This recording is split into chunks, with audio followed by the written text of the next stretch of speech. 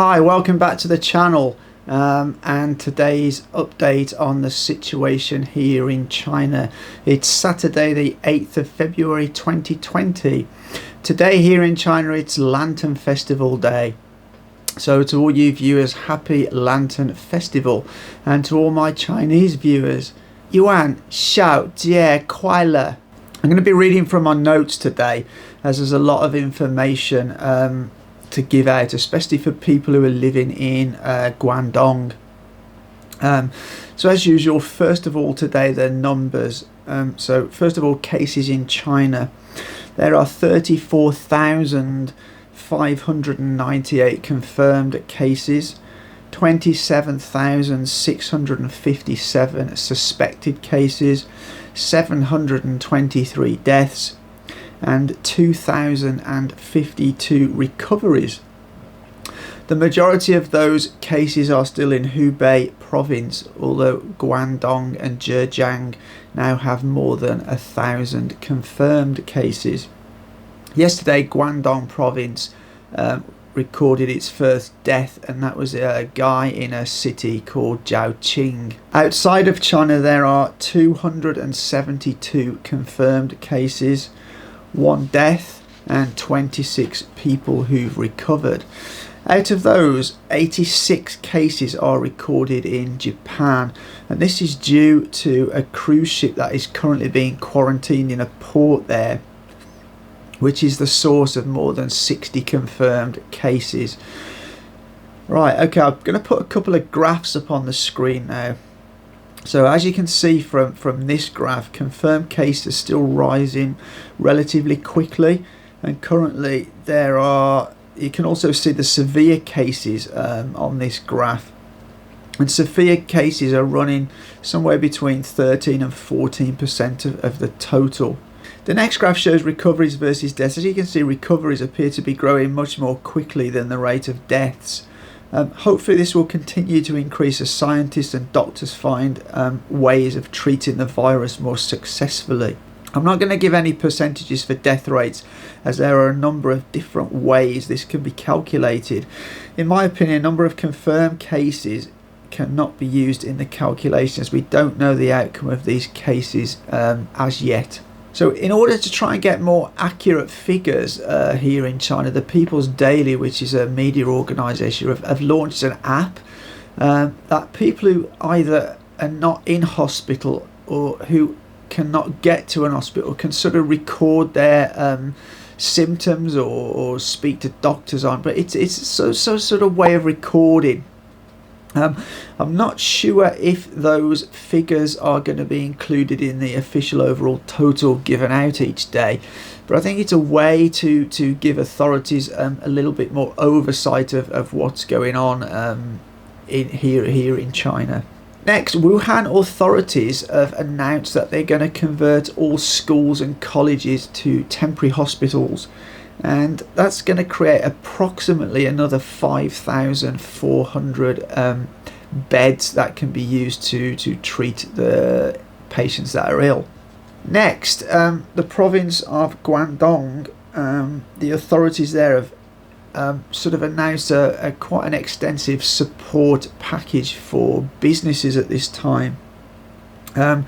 So this includes things like free rent for 2 months, free electricity for February, as well as concessions on payments of taxes and insurance, and in circumstances refunds on insurance paid over the last 12 months. And that's for companies who don't make any people redundant at this time. I think the rent-free period only applies to companies that are in government rented properties, although I can't be 100% sure about that.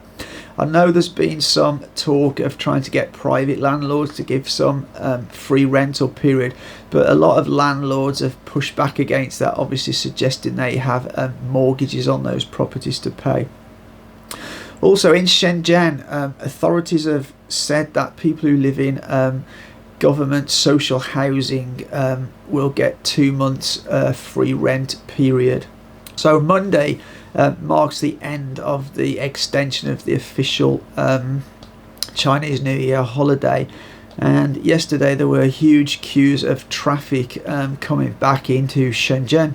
One of the reasons this is because they set up roadblocks, so every vehicle coming into the city was required to get their people temperature checked. And following that, the authorities have implemented a system where now people who want to come back into Shenzhen need to register their vehicle in advance. And I think this is really so they can actually track people where they've travelled from. If they've travelled from Hubei, they can keep a closer eye on them, they can monitor them, etc, etc. Many companies have sent out instructions to their workers not to return back to work at this point.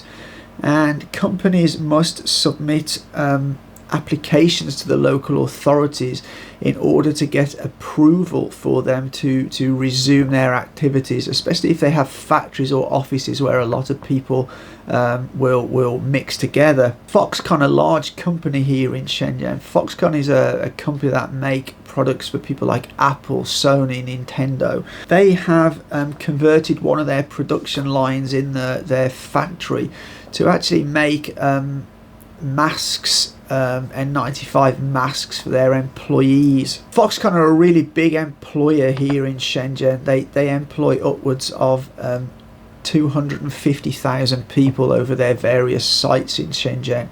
They also have other sites around China, however I'm not sure if the same thing, the same restrictions apply to their other sites around the country. Okay, so overnight the authorities in Shenzhen, maybe even Guangdong I believe, have made a number of announcements that have signalled the sort of tighter control on the movement of people. Many people in China live in so-called communities.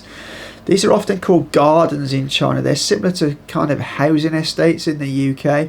Many of these communities are gated, which means you have to pass a security gate to get in and out. Now, the measures they've announced, I'll just run through the main points of these announcements. So first of all, residents will be logged when they either leave or enter their communities, and they should also minimise their movements in and out. Residents who have returned from Hubei will be quarantined for a period of 14 days in their apartments. There will be temperature screening carried out for all residents. I'm not sure how often that will be, but I presume, I think in our community, that will be on a daily basis. Community residents who have not yet returned from Hubei are being told not to return at this present time, to stay where they are. Residents showing any symptoms, coughs, cold, temperature, etc, etc, need to report immediately to the community administration. They will be then taken to hospital as soon as possible to be more thoroughly checked. Non-residents and non-residents vehicles and will not be allowed into a community.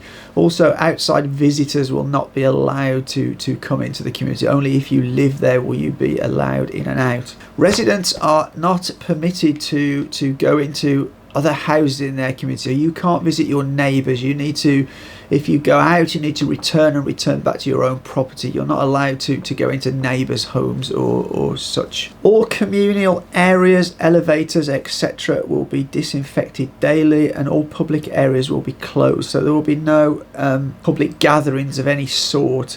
And all deliveries to the community, whether that be food or goods or whatever, there'll be a special area set up. In fact, our community's already done that, a special area where those delivery people will leave the packages for you. You will then go down and collect those packages, so you have no contact with the people that are delivering those packages at all. And these measures were announced by the Shenzhen authorities, but from as far as I understand, they apply to the whole of the Guangdong province. Something else that was brought to my attention last night, I had a friend that went to eat in a restaurant, and he was told he was not allowed to. He was told that the government have now passed some rules that only allow you to either collect takeaway food or have that food delivered. You're no longer allowed to sit in a restaurant and eat food. Another story that I heard a day or two ago, which quite alarmed me. A community, I'm not sure whereabouts in China this was, but there was a community that stopped a nurse returning home after her shift, as they were worried that she would contaminate the community. And after more than sort of 4 hours of negotiating with the authorities and the police and the residents of the community, the nurse ended up having to go and spend the night at a hotel. And although I can see the points of the community, I also feel very sorry and just wonder how that nurse must be feeling. You know, doctors, nurses and health workers all over China are working so hard day and night in order to fight this outbreak, and you know, they are taking care and giving treatment to all the affected patients. And they really deserve a huge amount of praise and a really, really big thank you for that. You know, they're putting themselves at risk. I appreciate it's their job, but these are kind of really unprecedented circumstances, really. So they really do deserve a lot of love and a big thank you.